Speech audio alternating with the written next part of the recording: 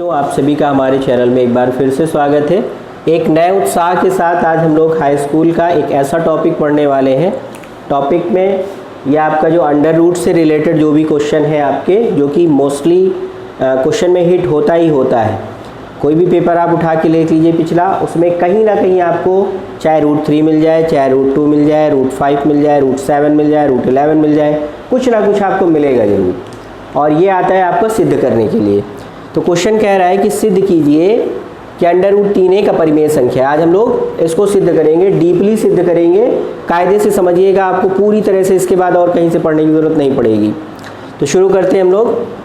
तो सबसे पहले कह रहा है सिद्ध करना है। जब भी कोई चीज़ सिद्ध करते हैं तो उसके अगेंस्ट में जाके हमको चीज़ें माननी पड़ती हैं, उसके बाद फिर बाद में सिद्ध हो जाता है। तो अब यहाँ पर जैसे हमको क्या सिद्ध करना है, अपरिमेय संख्या है। तो अपरिमेय का अपोजिट क्या हो जाएगा, परिमेय, यानी इसको हम पहले परिमेय मान लेंगे। तो यहाँ पे हो जाएगा कि माना अंडर रूट 3 एक परिमेय संख्या है।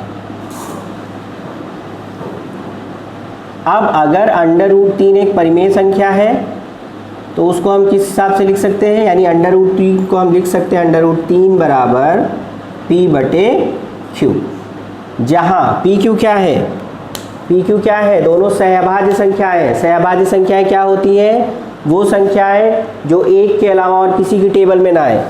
यानी यहाँ पे हम लिखेंगे कि पी तथा क्यू सहअभाज्य संख्याएं, सहअभाज्य संख्याएं हैं। और दूसरी बात, q is not equal to 0, q 0 के बराबर नहीं होना चाहिए। ठीक, तो पहली बात हमने क्या बताई कि p और q सहअभाज्य है और q 0 के बराबर नहीं होना चाहिए। मतलब ये हुआ कि कोई भी ऐसा पहाड़ा जिसकी जो p और q के दोनों के टेबल में एक साथ नहीं आना चाहिए। सहअभाज्य का ये मतलब होता है। जैसे यहाँ पे दो संख्याएं हम एक लिख लेते हैं, एक पेयर लिख लेते हैं। ये है 4,6 और ये है 5,9। अब यहाँ पर देखिए इन दोनों में दो के टेबल में दोनों संख्याएं आ रही, 2 के टेबल में 4 भी आ रहा है, 6 भी आ रहा है। यहाँ पर देखिए कोई ऐसी संख्या नहीं है एक के अलावा जो इन दोनों को डिवाइड करे। तो ऐसा है, ये संख्या जो हमारी होगी ये सहअभाज्य होगी, ये संख्या सहअभाज्य नहीं होगी। तो बात समझ में आ गई। सहअभाज्य क्या होती है, मतलब अगर कोई कॉमन टेबल आ जाता है दोनों में तो वो सहअभाज्य नहीं होगा। तो यहाँ पे हमने क्या माना है कि पी क्यू क्या है, वो सहअभाज्य संख्या है। चलिए अब आगे बढ़ते हैं। आगे हमारे पास है, अब इसका हम लोग करेंगे वर्ग। वर्ग करने पर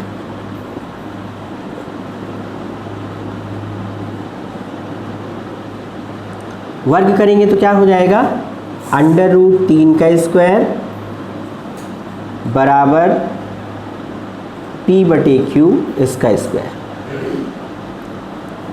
स्क्वायर से अंडर रूट कैंसिल हो जाएगा, कितना हो जाएगा, 3 बराबर p स्क्वायर बटे q स्क्वायर। अब क्या होगा, q स्क्वायर को इधर भेज दो तो क्या हो जाएगा, 3q square is equal to p square. यहाँ से एक वैल्यू ये निकल के आई कि जो 3 है वो पी स्क्वायर को विभाजित करता है। यहाँ पे क्या हुआ कि 3 पी स्क्वायर को विभाजित करता है।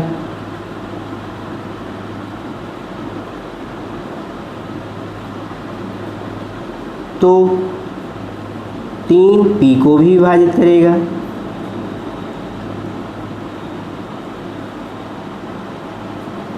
विभाजित करेगा।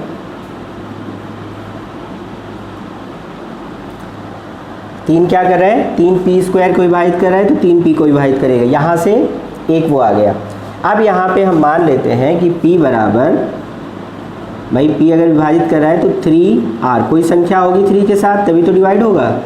ये मान लिया हमने 3r या 3c, जिसको जो मानना है वो मान सकते हो, 3c मान लीजिए, 3c।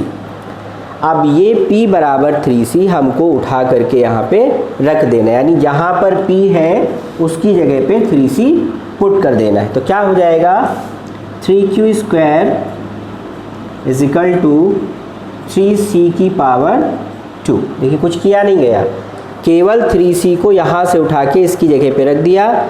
यहाँ पर पावर 2 लगी थी, यहाँ पर भी पावर 2 लग गई। अब इसको एक्सपेंड कर दीजिए तो क्या हो जाएगा, और 3 को इधर भेज दीजिए तो q square is equal to 3c into 3c upon 3। तो यहाँ 3 से 3 एक कैंसिल हो जाएगा। ठीक, इसके बाद ये कैंसिल हो गया। कैंसिल होने के बाद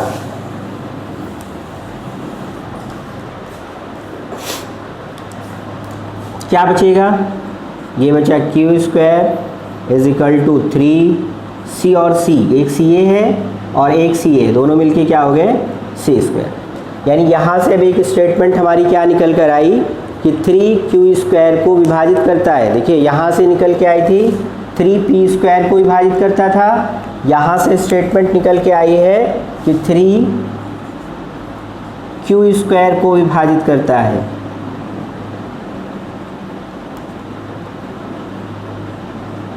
विभाजित करता है तो 3q को भी विभाजित करेगा।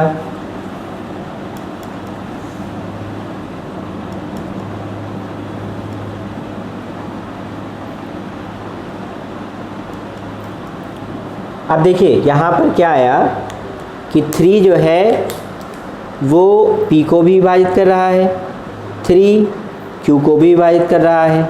और शुरुआत में हमने क्या माना था कि q और p क्या है, सहअभाज्य संख्या, यानी एक के अलावा कोई दूसरा कॉमन फैक्टर इनका नहीं आएगा। और यहाँ पर क्या हुआ, 3 इसका भी कॉमन फैक्टर आ गया, 3 इसका भी कॉमन फैक्टर आ गया, दोनों का कॉमन फैक्टर आ गया। यानी यहाँ हम लिख सकते हैं कि 3p तथा q दोनों को विभाजित करता है।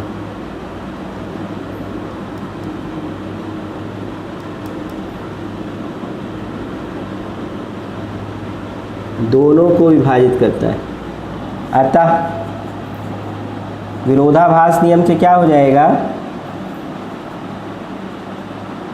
अतः विरोधाभास नियम से √3 एक अपरिमेय संख्या होगी। √3 एक अपरिमेय संख्या है। क्या समझ में आया यहाँ पे, देखिए 3 जो था वो q को भी डिवाइड कर रहा, 3 यहाँ p को भी डिवाइड कर रहा। हमने माना क्या था शुरुआत में कि p q सहअभाज्य संख्याएं हैं, और यहाँ पे आया क्या कि p और q दोनों सहअभाज्य नहीं है। अब सहअभाज्य नहीं है, अतः हमने जो माना था, हमारा जो कंट्राडिक्शन था वो क्या हो गया, रॉन्ग हो गया, और इस वजह से √3 एक अपरिमेय संख्या होगी। ठीक है, तो ये वाला आपका पहला क्वेश्चन कंप्लीट हो गया।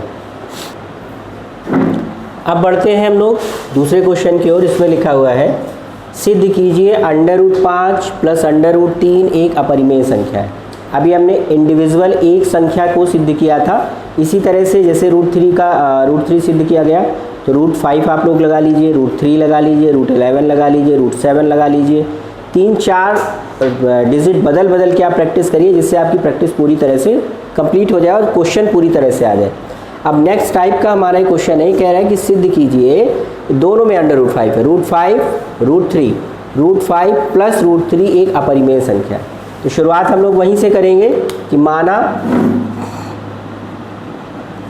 √5 प्लस √3 यानी √5 प्लस √3 एक अपरिमेय संख्या है, एक परिमेय संख्या है, सॉरी एक परिमेय संख्या है।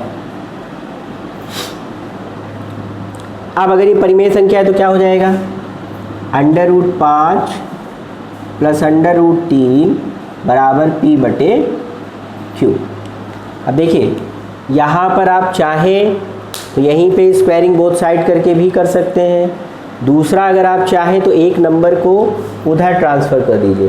तो जैसे यहाँ पे हम करने जा रहे हैं √3 इज इक्वल टू p/q, √5 को उधर भेज दिया तो -√5 ठीक, अब क्या करेंगे, दोनों पक्षों का वर्ग करने पर, दोनों पक्षों का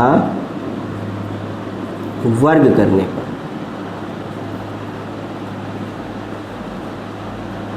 क्या करेंगे, दोनों पक्षों का वर्ग करने पर। अभी हमने क्या किया, इस 5 को उधर भेज दिया, तो इधर प्लस में था, उधर क्या हो जाएगा, माइनस में हो जाएगा। अब जब वर्ग करेंगे तो क्या आएगा, ये हो जाएगा √3 का स्क्वायर p/q माइनस √5 इसका स्क्वायर।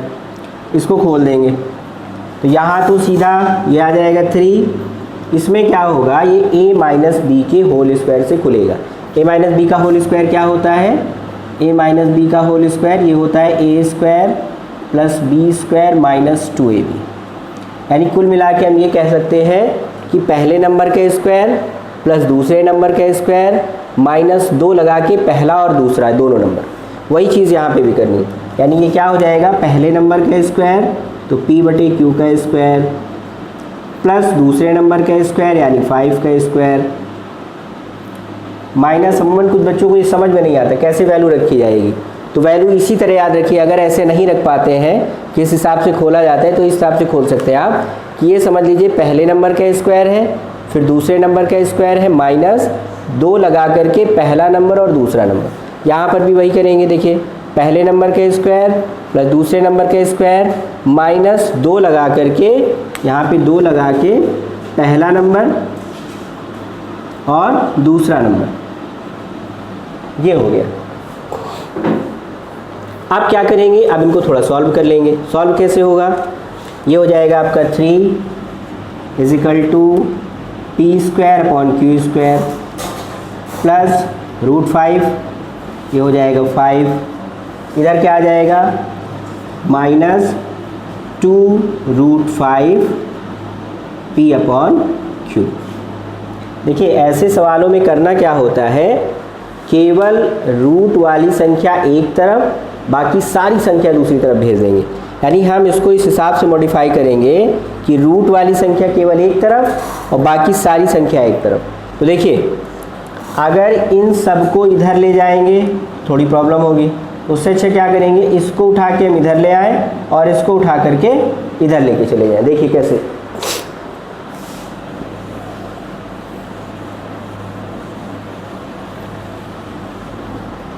यहाँ पे हम क्या करने वाले हैं कि जो हमारा ये वाला नंबर है इसको हम इधर ले आएंगे और जो ये नंबर है इसको हम इधर ले जाएंगे। तो क्या हो जाएगा, उधर से इधर आएगा तो √2√5 p/q = पहले से लिखा हुआ है p² / q² प्लस 5, ये प्लस का था उधर जाएगा तो माइनस का हो जाएगा -3। तो क्या हो गया यहाँ पे 2√5 p/q = p² / q² प्लस 5 में से 3 गया तो 2 बचा। अब इसका हम लोग डिनोमिनेटर बराबर कर करके इसको सॉल्व करेंगे।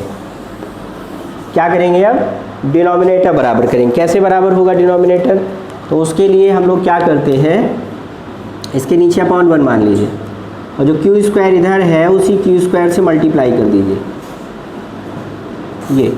ये डिनोमिनेटर बराबर हो गया। अब ऊपर क्या बचा, p² प्लस 2q² और नीचे क्या बचा, q²। ठीक, यहाँ पर क्या बचा 2√5 p/q। अब अभी हमने क्या बताया था कि रूट केवल एक तरफ, बाकी सारी संख्याएं दूसरी तरफ से ली जाएंगी। तो यहाँ पर रूट क्या है, 5 है, 5 इधर रहेगा, बाकी सब कुछ जो है वो इधर भेज देंगे। कैसे इधर जाएगा, तो इधर हो जाएगा, ये आपका हो गया p² प्लस 2q² / q²। अब ये p यहाँ पर मल्टीप्लाई में इधर चलाएगा तो ये हो गया p। q यहाँ पे डिवाइड में है, ये मल्टीप्लाई में चलाएगा तो q से मल्टीप्लाई हो जाएगा। 2 यहाँ मल्टीप्लाई में है, वो डिवाइड में चलाएगा तो 2 यहाँ पे डिवाइड में आ गया। और अब ध्यान से देखिए, एक q से एक q कैंसिल भी हो रहा। कैसे कैंसिल हो रहा, देखिए यहाँ पे q की पावर 2 है, यहाँ पे सिंगल q की पावर 2 का मतलब क्या हो गया, q² = हो गया q × q। तो एक क्यू से जो दूसरा वाला आपका क्यू है वो कैंसिल हो जाएगा, तो क्यू से एक क्यू कैंसिल हो गया। क्या बचा? √5 is equal to p square plus 2q square upon 2pq, ये हो गया। अब यहाँ पर हम देख रहे हैं कि एक तरफ तो हमारे पास अपरिमेय संख्या है, एक तरफ हमारे पास परिमेय संख्या है, तो क्या अपरिमेय और परिमेय दोनों बराबर होगी? बिल्कुल बराबर नहीं होगी, ये विरोधाभास है, नहीं बराबर हो सकती हैं। तो यहाँ पे हम सीधा लिख सकते हैं, चाहे तो यहाँ पे लिख भी दें कि अपरिमेय इज नॉट इक्वल टू परिमेय, अपरिमेय परिमेय के बराबर नहीं होगी। तो यहाँ पर अब लिख सकते हैं कि अतः √5 प्लस √3 एक अपरिमेय संख्या है। ठीक है, तो ये क्वेश्चन आपका कंप्लीट हो गया। चलिए अब हम लोग इतने क्वेश्चंस की प्रैक्टिस करने वाले हैं। पहला क्वेश्चन है हमारा सारे सिद्ध करने, इन सब को बताना है कि सारे अपरिमेय संख्याएं जितनी भी हैं। तो यहाँ पे जैसे सबसे पहले पहला क्वेश्चन है हमारा ए नंबर पे 3 + √2, उसी तरह इसको मान लेंगे 3 + √2 एक परिमेय संख्या है। अगर परिमेय संख्या है तो इसको p/q के रूप में लिख सकते हैं। ठीक, और फिर अभी इसके पहले हमने बताया था कि रूट एक तरफ करना है, बाकी सारी संख्याएं दूसरी तरफ कर देंगे। तो यहाँ पर हो जाएगा तुम्हारा √2 बराबर p/q। अब ये 3 प्लस का है, इधर माइनस का हो जाएगा -3। अब यहाँ पे फिर उसी तरह /1 मान लीजिए, q से मल्टीप्लाई करके इसके डिनोमिनेटर को सेम कर लीजिए, तो ये हो जाएगा p - 3q अपॉन q √2 बराबर। ठीक, अब यहाँ पे क्या आ गया कि √2 तो एक अपरिमेय संख्या है और ये परिमेय है, यानी ये है हमारा है अपरिमेय और ये क्या है, ये है परिमेय। तो अपरिमेय और परिमेय जो है वो कभी बराबर हो नहीं सकते। ठीक है, तो इस वजह से 3 + √2 क्या हो जाएगा, अपरिमेय संख्या हो जाएगी। अगला क्वेश्चन बढ़ेंगे हम लोग अगले क्वेश्चन की तरफ। दूसरा है बी पार्ट इसका। बी पार्ट में क्या होगा, देखिए इसमें दे रखा है 5 + 3√2। इसको भी हमने मान लिया कि एक परिमेय संख्या है, परिमेय संख्या है तो p/q के रूप में हम लिखेंगे। अब क्या करेंगे, पहले 5 को इधर से इधर ट्रांसफ़र कर देंगे, तो क्या हो जाएगा 3√2 = p/q -5। सेम चीज़ वही बार बार करते जा रहे हैं। तो देखो एक और आदेश सीख लीजिए कि इसका q का इधर से गुणा कर देंगे सीधा, तो क्या हो जाएगा p - 5q अपॉन q, ये आ गया 3√2 = अब ये 3 इसके साथ मल्टीप्लाई में है, ये अपॉन में चला जाएगा, यानी √2 = क्या हो जाएगा p - 5q अपॉन 3q। ठीक है, तो यहाँ पर आ गया आपका √2, ये आ गया अपरिमेय और इधर आ गया आपका परिमेय। तो परिमेय परिमेय बराबर होगा नहीं। ठीक है, तो इस वजह से ये भी क्या हो जाएगी, ये संख्या भी क्या हो जाएगी, परिमेय संख्या, अपरिमेय संख्या हो जाएगी। ठीक, चलिए बढ़ते हैं अगले क्वेश्चन की तरफ।